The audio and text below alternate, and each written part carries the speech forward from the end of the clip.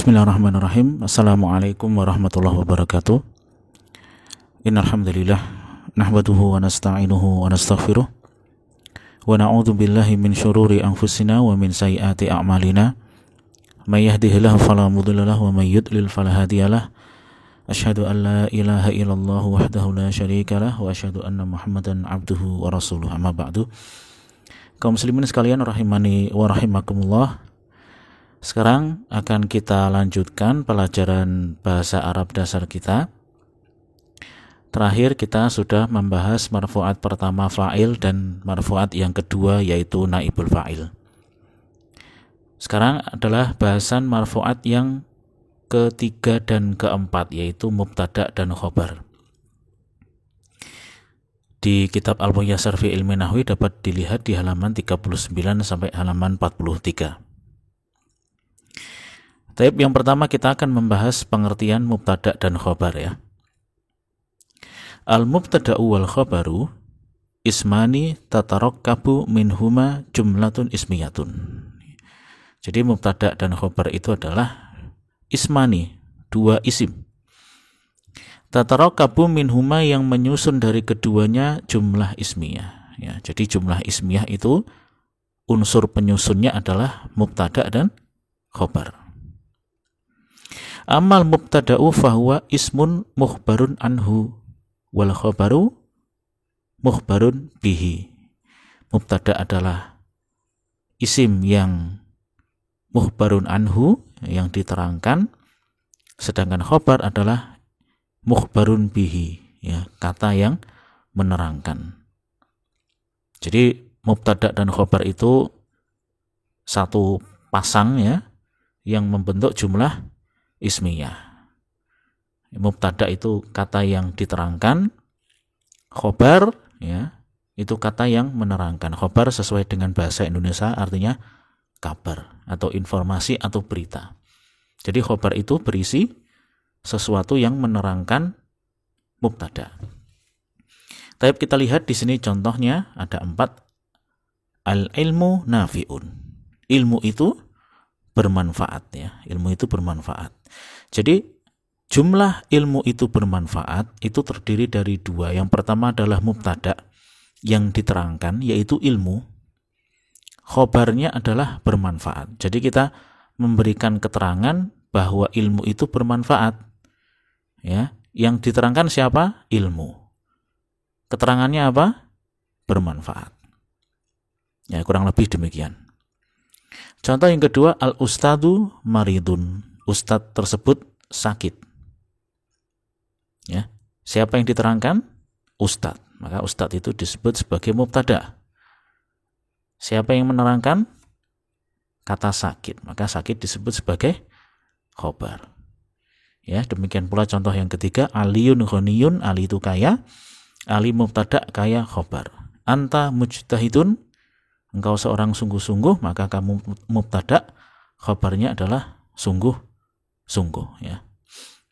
Di sini kita lihat di catatan bahwa susunan mubtada khobar dalam struktur bahasa Indonesia disebut dengan subjek predikat ya.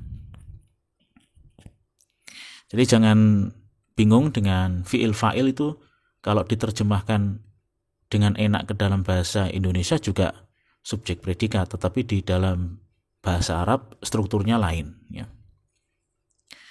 Kemudian beliau katakan wal jumlatu al murakkabatu minal mubtada'i wal khabari tusamma jumlatan ismiyatan.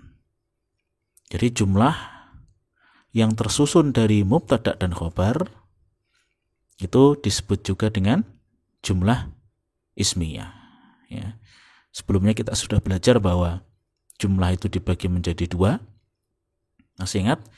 Jumlah ismiyah dan jumlah fi'liyah, tergantung siapa yang mengawali jumlah tersebut. Kalau diawali isim namanya jumlah ismiyah, kalau diawali fi'il namanya jumlah fi'liyah. Nah, dari marfu'at pertama dan marfu'at kedua kita sudah belajar 2 pola ya, 2 pola jumlah fi'liyah. Jumlah fi'liyah itu bisa jadi diawali oleh fi'il ma'lum atau kata kerja aktif yang kemudian diikuti oleh fa'il, pelaku pekerjaan, dan bisa pula diikuti oleh maf'ul bih atau objek jika memang fiilnya membutuhkan objek. Nah, ini pola yang pertama ya, jumlah fi'liyah yang pertama yaitu jumlah fi'liyah yang menggunakan fi'il maklum, kata kerja aktif. Tapi pola kedua dari jumlah fi'liyah adalah yang terdiri dari fi'il majhul ya, kata kerja pasif yang diikuti oleh naibul fa'il atau pengganti fa'il. Nah, ini pola kedua dari jumlah fi'liyah ya, dan dua-duanya ini diawali oleh fi'il, cuman yang satu diawali fi'il maklum, yang satu diawali fi'il yang majhul. Kemudian pola dari jumlah ismiyah itu adalah mubtada dan khobar ya, mubtada dan khobar. Taib, ini pola pokok di dalam jumlah ya, bahasa Arab. Ini perlu untuk difahami baik-baik ya, karena ini unsur pokok pembentuk jumlah ya. Mungkin jumlah fi'liyah, fi'il maklum fa'il, maf'ul bih, atau fi'il majhul, naibul fa'il. Kemudian jumlah ismiyah itu adalah mubtada dan khobar ya. Moga-moga dapat difahami sampai sejauh ini. Nah, ini berikut akan kita lihat perbandingan antara jumlah fi'liyah dan kemudian jumlah ismiyah secara struktur. Ya, contoh yang pertama, anak itu sedang duduk. Kalau dibentuk dengan menggunakan jumlah fi'liyah, maka fi'ilnya ada di depan. Yajlisu al-waladu ya. Yajlisu adalah fi'il madhi, al-walad ini adalah fa'il dari kata kerja yajlisu. Maka al-waladu adalah rofa ya.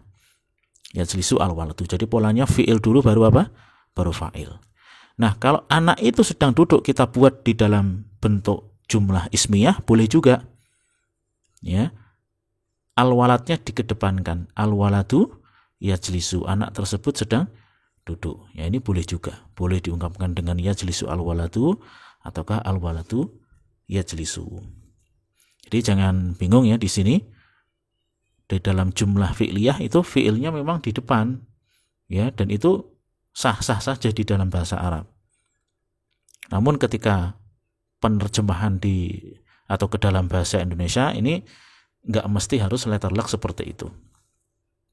Kemudian contoh yang kedua, yajlisu al-auladu, anak-anak tersebut sedang duduk ya. Jadi yajlisu sedang duduk, al-aulad adalah fa'il. Kita ingat ya, kita ingat kembali aturan di dalam menyusun jumlah fi'liyah, fi'ilnya tetap mufrad meskipun fa'il atau pelakunya itu jamak. Kemudian ketika dibentuk di dalam jumlah ismiyah, al-auladu yajlisuna, anak-anak tersebut mereka sedang duduk ya. Ingat, nanti kita akan membahas aturan bahwa khobar itu harus menyesuaikan dengan mubtada. Untuk sementara diterima dulu. Ini hanya dijelaskan bahwa ada perbedaan pola ketika mengungkapkan atau kata atau kalimat di dalam bahasa Indonesia ke dalam bahasa Arab. Boleh diterjemahkan dengan jumlah fi'liyah, boleh pula dengan jumlah ismiyah. Kemudian yang ketiga, anak perempuan itu sedang tidur ya. Jumlah fi'liyahnya tarkudu al-bintu, kemudian jumlah ismiyahnya al-bintu tarkudu. Anak-anak perempuan itu sedang tidur, tarkudu al-banatu, jumlah ismiyahnya al-banatu yarkudna. Tapi ya, nanti yang di sini sudah kita jelaskan aturannya, fiilnya selalu mufrad ya. Sedangkan fa'il wajib rofa. Nah, di sini yang insya Allah akan kita bahas aturan-aturan di dalam penyusunan jumlah ismiyah atau mubtada dan khobar. Berikutnya kita akan membahas secara lebih rinci mengenai mubtada. Mubtada itu dibagi menjadi dua macam ya. Yang pertama berupa isim dhohir dan yang kedua berupa isim dhamir. Yang isim dhohir itu berupa nama orang, nama hewan, nama benda, nama sesuatu ya. Sedangkan dhamir adalah kata ganti. Ya, contoh yang isim dhohir, Allahu sami'un, Allah itu maha mendengar. Al-adibu mahbubun, orang yang sopan itu disukai. Al-bintu mujtahidatun, anak perempuan tersebut sungguh-sungguh. Al-bakhilu matmumun, orang yang bakhil itu tercela. Nah, ini adalah contoh mubtada yang berupa isim dhahir. Jenis yang kedua adalah mubtada yang berupa isim dhamir, ya. Ini juga sudah kita kenal, dhamir. Contohnya huwa ghaniyun, dia satu orang laki-laki kaya, hiya maridotun, dia seorang perempuan sakit, anta nasyitun, engkau seorang yang rajin, ana tilmidun, aku seorang murid. Nah, ini huwa, hiya, anta, ana adalah mubtada yang berupa dhamir, ya. Tapi insyaallah jelas di sini. Kita lanjutkan lagi. Dhamir yang digunakan sebagai mubtada. Nah, ini kalau kita mau menyusun jumlah ismiyah di mana mubtadanya berupa dhamir, maka pilihlah dhamir berikut, ya. Huwa huma hum, hiya huma hunna, anta antuma antum, anti antuma antuna, ana nahnu. Ini dhamir yang digunakan sebagai mubtada, ya. Fi mahalli raf'in, menempati posisi rafa. Ingat bahwasanya dhamir itu isim yang mabni, tidak dikatakan rafa, nasab, jar, tapi fi mahalli, ya, menempati kedudukan rafa. Jangan menggunakan dhamir yang lain, ya. Ini sudah kita pernah singgung jenis-jenis dhamir, silakan dilihat di pelajaran sebelumnya, ya. Jangan sampai kebalik-balik, ya.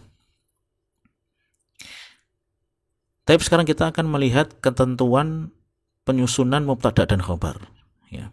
Yang pertama, mubtada dan khobar harus selalu dalam bentuk marfu, ya. Makanya di sini pembahasannya dimasukkan di dalam marfu'at, jabatan-jabatan yang rafa. Yang kedua, susunan mubtada khobar adalah jumlah yang dimulai dengan isim. Makanya disebut sebagai jumlah ismiyah, ya, diawali dengan mubtada tadi. Sedangkan susunan fi'il dan fa'il disebut jumlah fi'liyah, yaitu jumlah yang dimulai dengan fi'il. Nah, kemudian yang ketiga, bila ada isim marfu didahului oleh fi'il, maka isim tersebut adalah fa'il atau bisa jadi naibul fa'il, karena memang susunannya adalah fi'il terlebih dahulu baru kemudian fa'il. Ini pola baku, ya.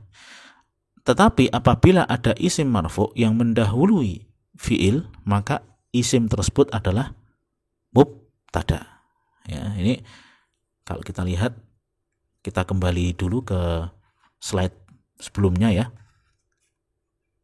Yang di sini kita lihat kalau ada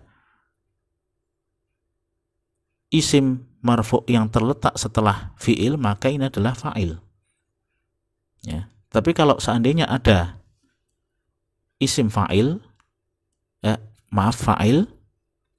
fa'il atau isim yang kemudian dia itu mendahului fi'il, maka itu adalah mubtada, ya. Moga-moga dapat difahami sampai sini. Kita kembali lagi. Kemudian yang keempat, susunan mubtada khobar harus selamanya sesuai. Nah, ini aturannya, ya. Kita menyusun mubtada dan khobar, aturannya A, bila mubtadanya mufrad, khobarnya juga harus mufrad. Bila mubtadanya musanna atau jamak, maka khobarnya pun juga harus ngikut musanna atau jamak. Apabila mubtada'nya mu'annas, khobarnya juga harus mu'annas. Demikian pula kalau seandainya mudzakkar juga harus ngikut. Contoh yang pertama, ya, kalau mubtada'nya mufrad, khobarnya juga harus mufrad. Al-waladu mujtahidun, anak laki-laki itu sungguh-sungguh, ya. Ini al-waladu satu, mujtahidun juga satu, ya. Jangan dibikin dua, al-waladu mujtahidani, ya. Dua, seorang anak itu mujtahidani, dipilih isim musanna, ini salah. Yang betul al-waladu mujtahidun. Demikian pula kalau perempuan, ya, al-bintu mujtahidatun, anak perempuan itu sungguh-sungguh, ya. Ini harus mufrad. Kalau seandainya mubtada'nya dibentuk musanna atau jamak, ya, maka dia harus ngikut. Contohnya al-waladani, dua orang anak laki-laki, pilih mujtahidnya dibuat juga jadi musanna, mujtahidani. Kalau mubtada'nya al-aulad, anak-anak, ini jamak, ya. Khobarnya bagaimana? Juga dibentuk dalam bentuk jamak, mujtahiduna. Anak-anak laki-laki itu adalah sungguh-sungguh. Nah, ini jangan bingung, ya. Yang penting itu jamak, bukan jenis jamak. Kalau walad ketika dibentuk jamak, jamaknya jamak taksir. Ya, mujtahid ini kalau dibentuk jamak, jamaknya jamak Mudzakkar salim tidak masalah ya, yang mubtada'nya jamak taksir, khobarnya jamak mudzakkar salim. Yang penting aturannya sama-sama jamak. Demikian pula kalau seandainya mubtada'nya mu'annas, juga khobarnya harus ngikut mu'annas ya. Tiga contoh di sini adalah yang menggambarkan aturan yang ketiga ya, yang C. Ini mu'annas, pilihlah khobar yang mu'annas yang bersesuaian. Tapi ini aturannya dari mubtada dan khobar. Intinya mubtada khobar itu harus cocok ya, baik jenis, jumlah ya, maupun jenis ataukah jenis kelamin ataupun jumlahnya ya. Catatan, bila ada isim marfu didahului fi'il maklum maka itu adalah fa'il. Bila ada isim marfu didahului fi'il majhul, kata kerja pasif, maka itu naibul fa'il. Apabila isim marfu sedangkan sebelumnya tidak ada fi'il maklum atau tidak ada fi'il majhul, maka isim tersebut adalah mubtada. Ini sekedar mengulang ya. Kita akan melanjutkan ke jenis khobar ya. Khobar itu dibagi menjadi dua. Ada khobar yang mufrad, ada khobar yang ghairu mufrad. Yang pertama khobar mufrad. Khobar mufrad itu khobar yang terdiri dari satu kata saja. Maka di sini hukum khobarnya adalah wajib rofa. Ini sebagaimana dicontohkan di slide-slide sebelumnya, itu adalah khobar mufrad. Contohnya al-waladu naimun, anak itu tidur. Al-waladani, dua orang anak itu, naimani, tidur. Al-auladu naimuna, anak-anak itu sedang tidur. Nah, ini adalah contoh-contoh khobar yang mufrad ya. Mufrad di sini bukan berarti lawan dari musanna dan jamak ya, tapi maksud mufrad adalah satu kata. Jadi al-naimani, meskipun ini jenis isimnya adalah isim musanna yang menunjukkan jumlah dua, ataukah naimuna ini adalah jamak mudzakkar salim, akan tetapi di sini dikatakan khobarnya adalah khobar mufrad karena dia cuma satu kata. Ya, naimun, naimani, naimuna ini satu kata. Maka dalam hal ini khobar yang berupa khobar mufrad ini i'rabnya rofa atau isimnya harus marfu. Moga-moga jelas sampai di sini ya. Kita lanjutkan. Jenis khobar yang kedua adalah khobar ghairu mufrad. Khobar ghairu mufrad itu khobar yang berupa susunan kata, bukan cuma berupa kata tunggal atau satu kata saja. Ya.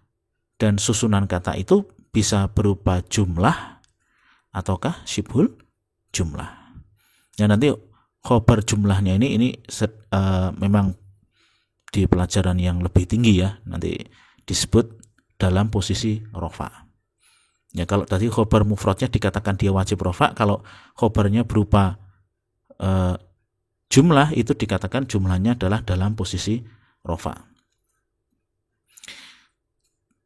Contoh dari khobar yang ghairu mufrad. Contohnya yang pertama, Aliyun abuhu maridun. Ali itu bapaknya sakit ya. Maaf di sini salah ya. Terketik kaya, harusnya sakit. Al-ustadzu fil baiti, ustadz itu ada di dalam rumah. As-saburatu amamal auladi. Papan tulis itu berada di depan anak-anak. Nah, kita lihat khobarnya mana? Keterangan atau informasi dari Ali adalah bapaknya sakit. Keterangan dari ustadz sedang di dalam rumah. Keterangan dari papan tulis ada di depan anak-anak. Nah, ini semua khobarnya ini berupa susunan kata, bukan cuma terdiri dari satu kata saja. Maka disebut sebagai jumlah ghairu mufrad. Sekarang kita akan lebih detail membahas jumlah yang ghairu mufrad ya. Yang pertama, ya ini nanti ada 4 jenis ya khobar ghairu mufrad. Yang pertama berupa jumlah ismiyah, yaitu berupa mubtada khobar. Contohnya adalah Aliyun abuhu khoniyun. Ali itu bapaknya kaya. Ahmadu maluhu kathirun. Ahmad hartanya banyak. Asaburatu launuha aswad. Papan tulis itu warnanya hitam. Nah, ini kalau kita ambil salah satu contoh saja, Aliyun abuhu khoniyun, kita tulis di sini. Ya, struktur utamanya Aliyun abu khoniyun. Ali ini mubtada, kata yang diterangkan. Kata yang menerangkan atau keterangannya apa? Abu Ghoniyun, bapaknya kaya. Jadi Ali dikabarkan bahwasanya bapaknya itu kaya. Ini adalah khobar ghairu mufrad. Berupa apa?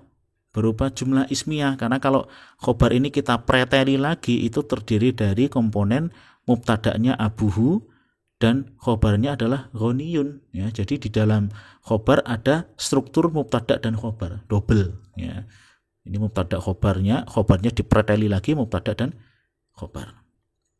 Nah, inilah disebut sebagai jumlah ismiyah ya, sebagai khobar dari mubtada' Ali.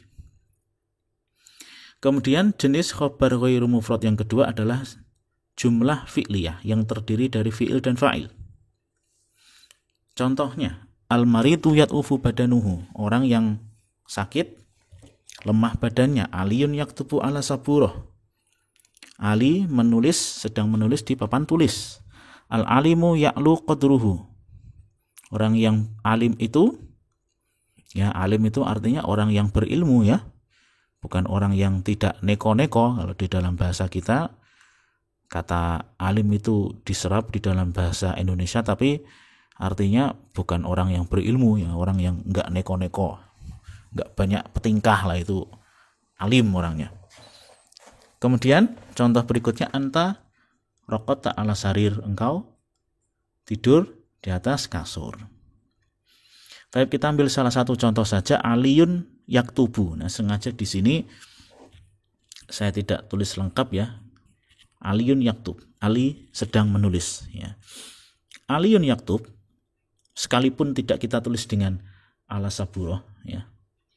Yaktubu itu adalah khobar ghairu mufrad.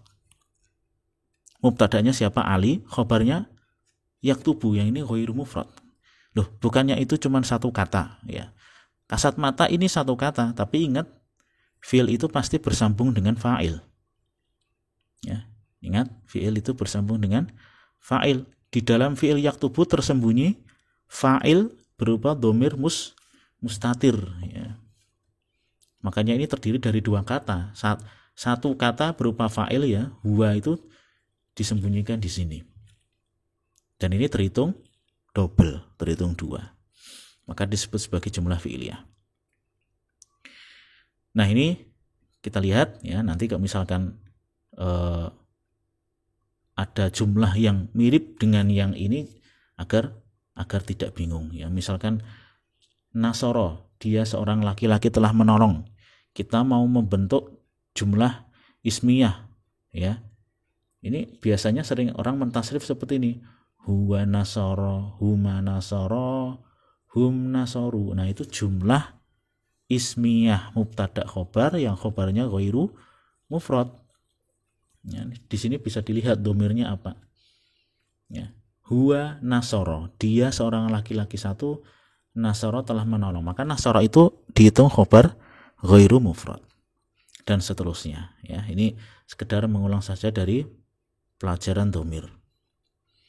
Kemudian jenis khobar ghairu mufrad yang ketiga dan keempat adalah ya, ini yang berupa syibul jumlah ya, jar majrur dan dzaraf serta isim majrur yang terletak setelah dzaraf. Jar majrur itu huruf jar plus isim majrur yang mengikuti di belakangnya. Contoh alhamdulillah ya, segala puji itu milik Allah. Al ustadu fil baiti, ustad itu ada di dalam rumah. Abuka fil masjidi, ayahmu di masjid. Aliyun fil bustan, Ali ada di taman. Nah, ini lillahi fil baiti fil masjidi fil bustani adalah susunan jar majrur. Dan khobar ini disebut sebagai khobar ghairu mufrad berupa jar majrur. Yang keempat adalah dzaraf ya. As-saburatu amamal auladi, papan tulis itu ada di depan anak-anak. As-sama'u fawqana, langit itu ada di atas kita. Al-ustadu amamaka, ustad itu ada di depanmu. Al-kalbu khalfal babi, anjing itu ada di belakang pintu. Nah, ini dzaraf, keterangan tempat ya, insyaallah nanti akan kita bahas di bagian mansubat insyaallah ta'ala. Ya, untuk sekarang diterima dulu keterangan tempat itu di dimansubkan ya, dimansubkan kemudian diikuti oleh isim yang majrur. Dan ini merupakan susunan yang disebut sebagai khobar ghairu mufrad berupa dhorof. Asaburoh itu papan tulis yang kata yang diterangkan, yang menerangkan mana? Amamal aulad, ada di depan anak-anak. Nah, ini susunan ini adalah khobar ghairu mufrad.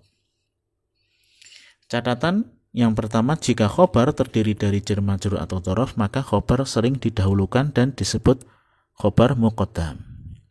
Dan mubtada'nya sering diakhirkan dan disebut sebagai mubtada' muakhar. Ya, ini contohnya seperti ini. Ya, misalkan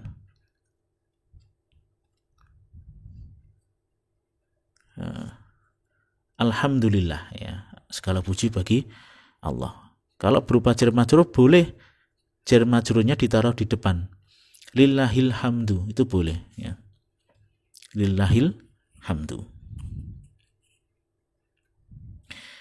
Tapi ya, beberapa catatan yang lain. Yang pertama, ini agak tingkatannya agak naik sedikit dari bahasa Arab dasar, tapi tidak apa-apa karena sering digunakan, tidak ada salahnya ketika kita singgung di awal ya. Mubtada biasanya tidak disebutkan pada judul ya. Jadi kalau seorang itu menulis judul, itu susunannya mubtada khobar. Ya, baik itu judul buku, judul bab, subbab, yang lain-lain. Jadi yang dinampakkan adalah khobarnya. Yang i'rabnya itu adalah rofa. Contohnya buku kitab yang sedang kita bahas ya, kitab Al-Muyassar ya. Al-Muyassaru. Kenapa kok dibaca Al-Muyassaru? Al-Muyassaru kan rofa ya. Marfu' dengan dhammah karena dia sebagai khobar. Khobar dari mubtada yang dihilangkan ya. Yang dihilangkan itu bisa hadza atau hadhihi, yang sejenis ya. Laki-laki hadza, yang perempuan hadhihi ya. Maka kita lihat judul-judul buku itu pasti rofa ya. Al-Muyassaru, Fiqhus Sunnati ya. Sahihul Bukhari, Sahihu Muslim. Nah, itu semua rofa karena sebagai khobar ya. Diingat-ingat saja, pokoknya setiap judul adalah rofa sebagai khobar, mubtada'nya dihilangkan karena sudah ma'ruf, sudah diketahui. Yang kedua, mubtada' juga dihilangkan apabila ada indikator yang menunjukkan, misalkan pada saat menjawab pertanyaan ya. Jadi ada orang yang bertanya, ainal kitab, bukunya di mana? Kemudian kita jawab alal maktab, di atas meja ya. Jawaban alal maktab itu sebetulnya lengkapnya adalah alkitabu alal maktab, buku itu ada di atas meja, sebagai jawaban dari pertanyaan mana bukunya. Tapi karena sudah jelas bahwasanya ditanya itu buku, ya bukunya enggak udah disebutin di atas meja, cukup kita katakan demikian sudah maklum, meskipun kita tidak menyebutkan bukunya ada di atas meja. Cukup dengan mengatakan di atas meja, itu sudah menunjukkan yang di atas meja itu bukunya. Yang ketiga, khobar tidak selalu langsung terletak setelah mubtada, boleh diselang ya. Contohnya ta'atur rasuli wajibun, taat rasul itu wajib ya, diselang oleh ar-rasul. Yang keempat, khobar boleh diletakkan di depan mubtada. Ini sudah kita bahas tadi. Apabila khobarnya ghairu mufrad, jar majrur atau dhorof, seringkali ya, kita bilang seringkali karena memang boleh, khobarnya itu ada di depan sedangkan mubtada'nya dibelakangkan ya. Baik, ini sekedar beberapa catatan penting yang akan kita temui nanti kalau kita praktek baca kitab. Berikutnya silakan dikerjakan latihannya ya. Tapi demikian yang kita bahas. Subhanakallahumma wa bihamdika asyhadu an la ilaha illa anta astaghfiruka wa atubu ilaik. Assalamualaikum warahmatullahi wabarakatuh.